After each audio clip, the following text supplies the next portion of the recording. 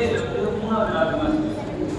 அப்போ நான் இதுக்கு முன்னாடி வந்து என்னோட அப்பா இருந்தாரு. என் அப்பா வந்து எங்கள் அப்பா நிறைய எதிரிகள் இருந்தாங்க, நிறைய பேர் இருந்தாங்க, அவங்க எல்லாத்தையும் அதுக்கப்புறமா என்கிட்ட வரும்போது என்னுடைய நாடு வந்து கொடுத்துட்டு போனார். அந்த நாட்டை நான் வந்து வளர்ச்சி பண்ணதுக்கும் அதுக்கப்புறமா அந்த நாட்டில் வந்து சர்ச்சுக்கு பிரியமான ஒரு சர்ச் கட்டினேன்.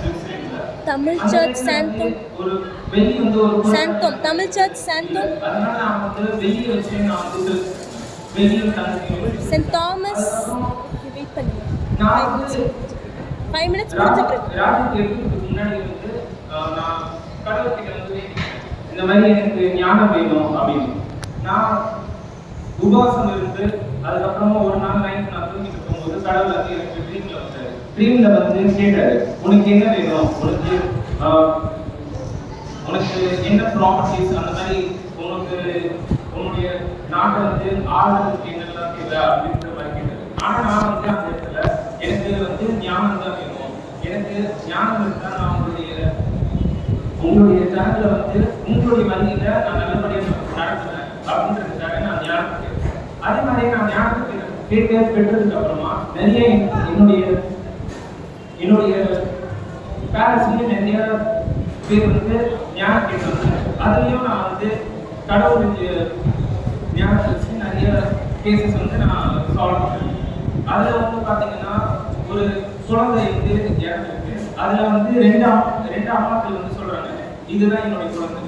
அதுல வந்து அந்த இடத்துல ஃபர்ஸ்ட் வந்து என்ன பண்றதுன்னு தெரியாம இருக்கும்போது அப்புறமா தான் கடவுள் கிட்ட நான் வேண்டி அதுக்கப்புறமா அவர் கொடுத்த ஞானத்தையும் நான் யூஸ் பண்ணி அந்த இடத்துல என்ன பண்றதுன்னு நான் யோசிச்சேன். அந்த இடத்துல ஒரு குழந்தை வந்து உயிரோட இருக்குது. அதனால நான் என்ன பண்ணேன், சரி நான் வந்து என்னுடைய சேவகர்கள் கிட்ட சொன்னேன், அந்த உயிரோட இருக்கிற குழந்தைய பாப்பா பிரிச்சு 2 பேருக்கும் கொடுத்துருங்க, 2 பேருமே கேட்கறாங்களா அப்படின்னு. ஆனா அந்த டைம்ல பாத்தீங்கன்னா அந்த உண்மையான அம்மா என்ன பண்ணாங்கன்னா அவங்க குழந்தை வந்து அவங்க கிட்ட உயிரோட இருக்கிறனாலும் பரவாயில்ல, மற்றவங்க கிட்டே உயிரோட இருக்கிறோம்னு சொல்லிட்டு அவங்க விட்டு கொடுத்தாங்க.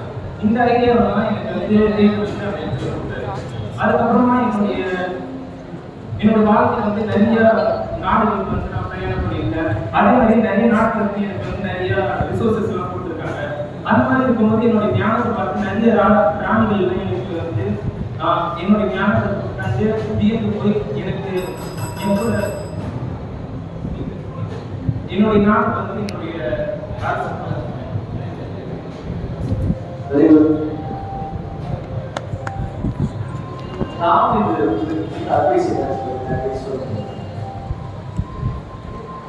என்ன நடந்தாலும் கடவுள்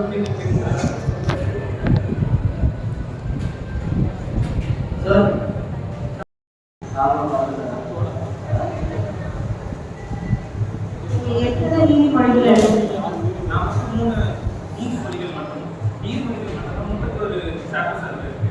நான் மொத்தம் 3 புக்ஸ் வந்து இருக்கு. முன்னத பார்த்து நீங்க எழுதுறது மொத்தம் 3000 நீதிமொழிகள்.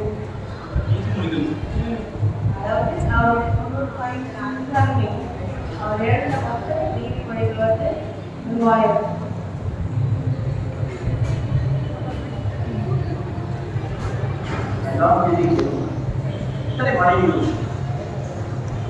எல்லோரும் படிச்சீர்கள் அண்ட் 300 servants. மொத்தம் 1000. 705 sir. 390. கரெக்ட்டா?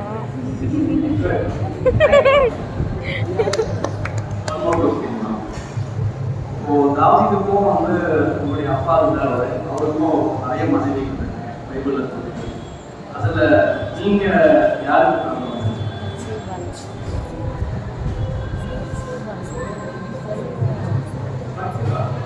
மத்தியவா